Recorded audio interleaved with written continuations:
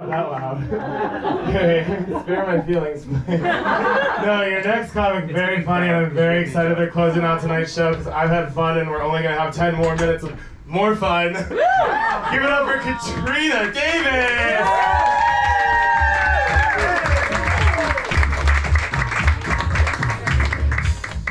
Thank you, Tony. Hi, everybody!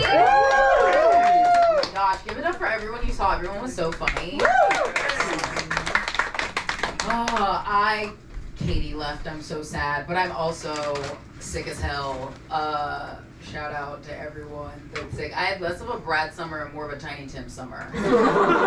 Like I moved here and immediately got sick. This was a voice, like I moved here and this is a voicemail that I got from my doctor like 3 months after that. Hey Katrina, how you doing? I'm looking at your chart here. You got a fibroid at the entrance of your uterus. Pretty big, looks like we're gonna have to operate.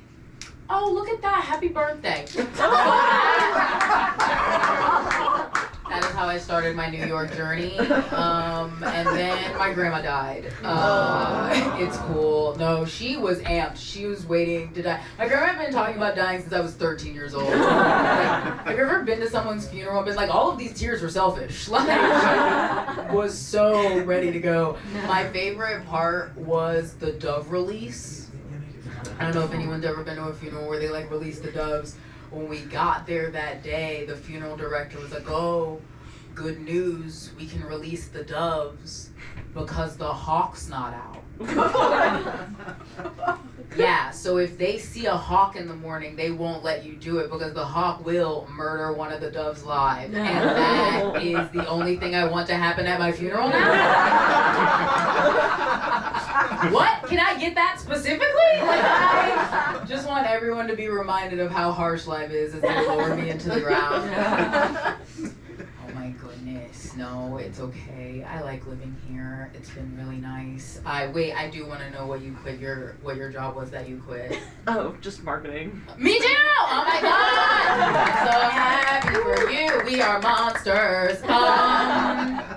No, because it was easy. I used to live in LA and I moved here and it was really easy because I work remote and they want us to go back to the office, but I feel like they forgot what some of us are like. We are the worst people. I don't know if anybody else works in an office where everyone uses the jargon where you never have to apologize for anything, like ever. Like if you were late to a meeting, instead of saying, oh, sorry, I'm late, you would just say, thanks for being patient, everyone.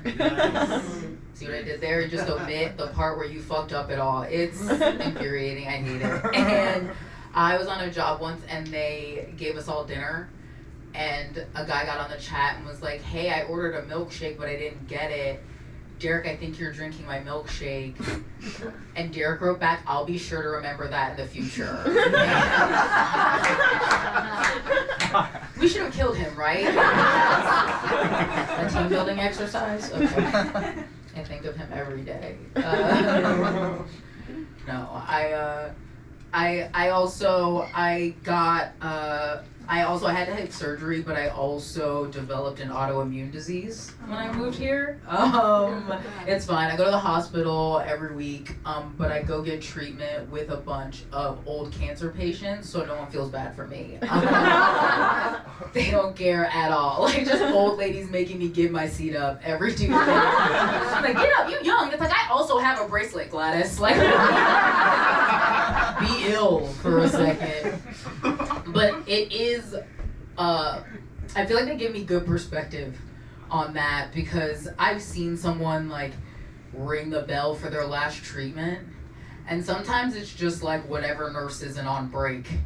And like tops, if you were a good parent, one of your kids will take off work to do a video for their TikTok. Like that's the most you're getting. And I feel like kids beat cancer and they get so much stuff.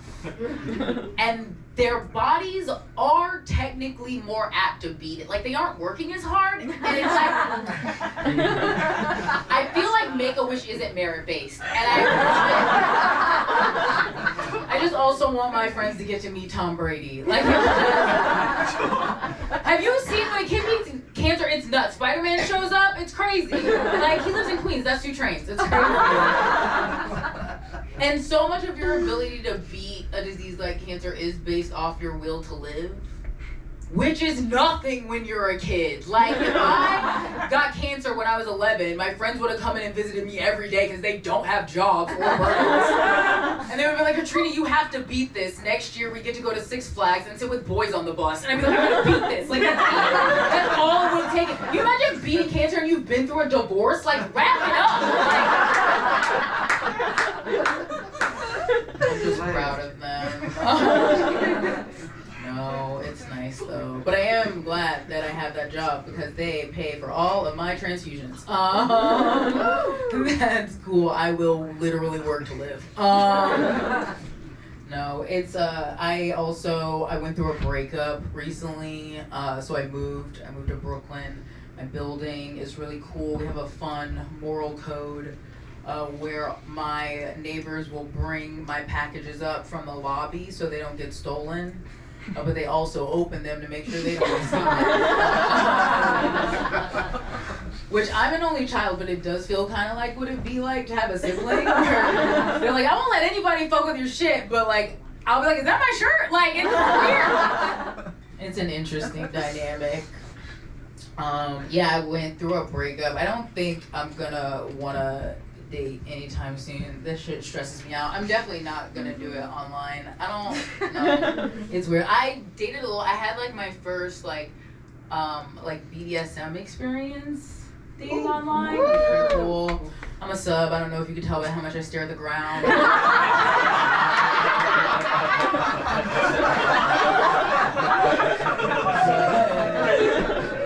But yeah, I like hung out with a bunch of like doms online, which is so stupid. Like, just like if you don't know what it is, it's just like me letting a guy pretend to be mean to me while we hook up. Like, you don't actually hate me. You helped me pick out a plant before this. Shut up.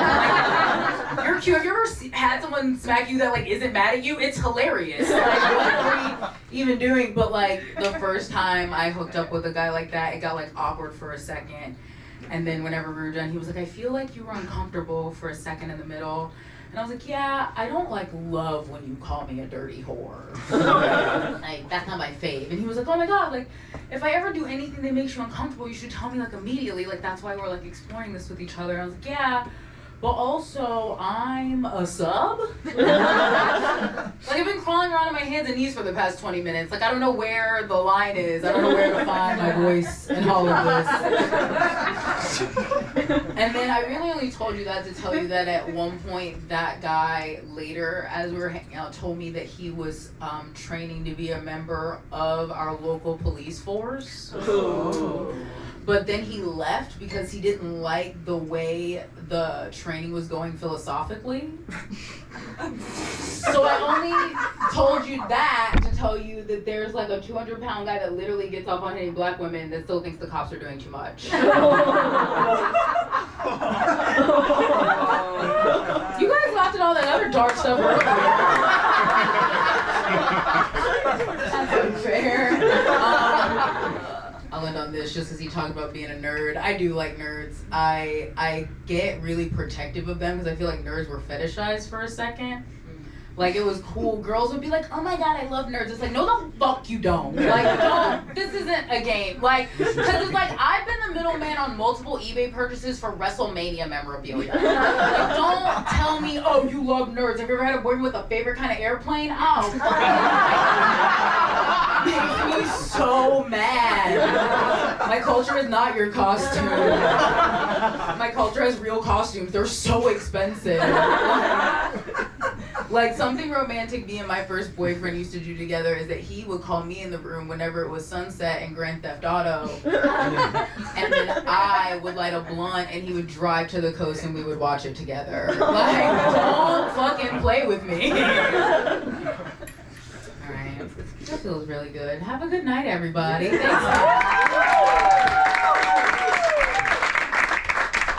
Keep it going for Katrina.